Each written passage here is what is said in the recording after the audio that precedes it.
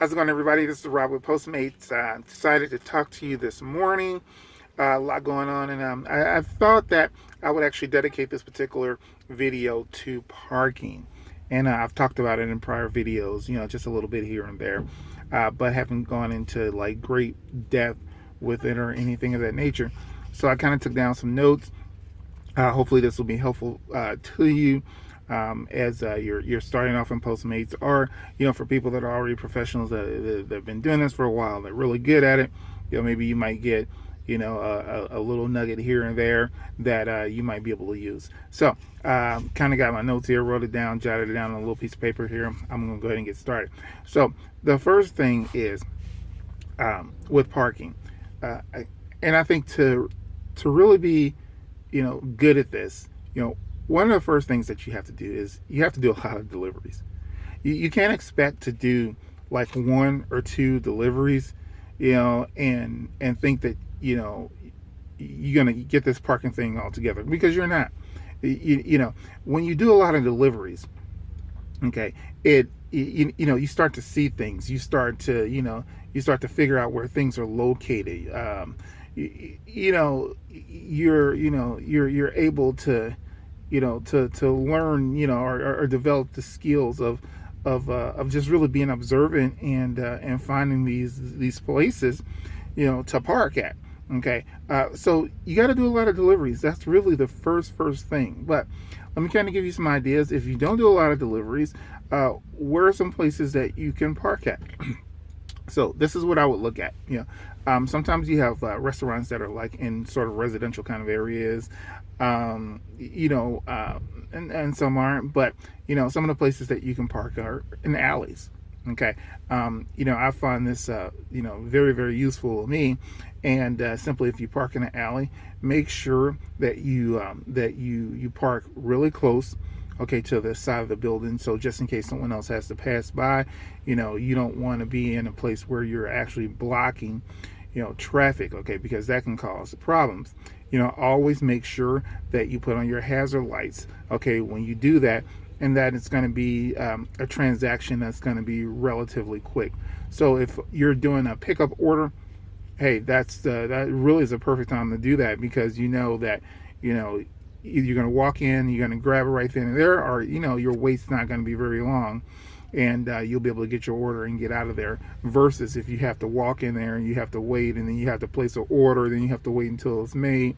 It's just too much time to deal with. Any possible thing can happen. You can get a ticket, you can get your car towed, any of those things. So alleys are definitely one thing. I will say, bank lots are good. Bank lots, restaurant lots, those type of things. Those are always good places. Loading zones, or unloading zone, loading zones or unloading zones, whatever you want to call it. Those are always good places, to park your vehicle.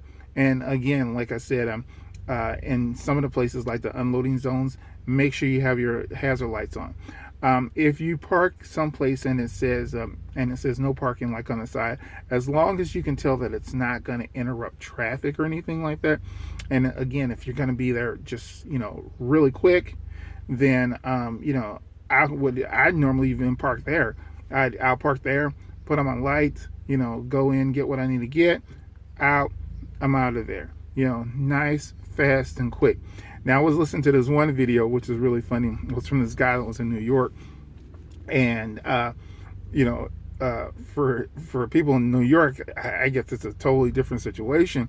I guess they have 15 million meter maids, because he was making a remark about parking someplace, and then he said those meter maids just come out from everywhere, up under the car, all over the place. So I thought that was pretty funny, but you kind of have to know, what it's like in your city. If you don't have 15 million meter maids or whatever the deal is, or you're not in like a downtown kind of area, then that's going to give you a little bit more leeway, on where you can park and and that type of thing. Okay, all right. So the next thing here I'm kind of looking at is also good thing to do. Okay, so let's say you're going to pick up an order. All right, and you're doing your delivery, you're going to pick up your order and everything, and you're looking at your Google Maps, your Waze or whatever it is that that's taking you to that particular delivery point.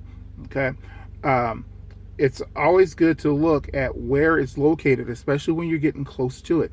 So if you notice that the next block, okay, you're gonna be arriving in like 45 seconds, or you're arriving in a minute or something like that, but a minute away you notice that there's an open parking space, then you take that parking space.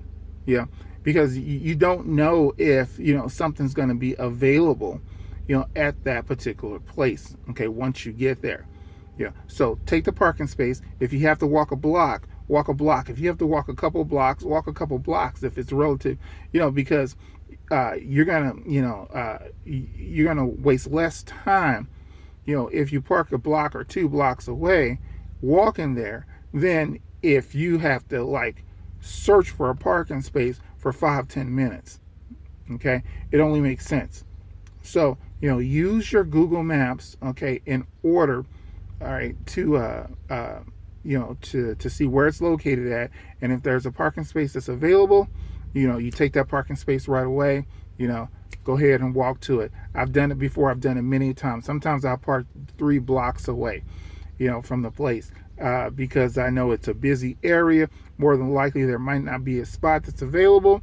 All right, get out, walk back. It's great exercise.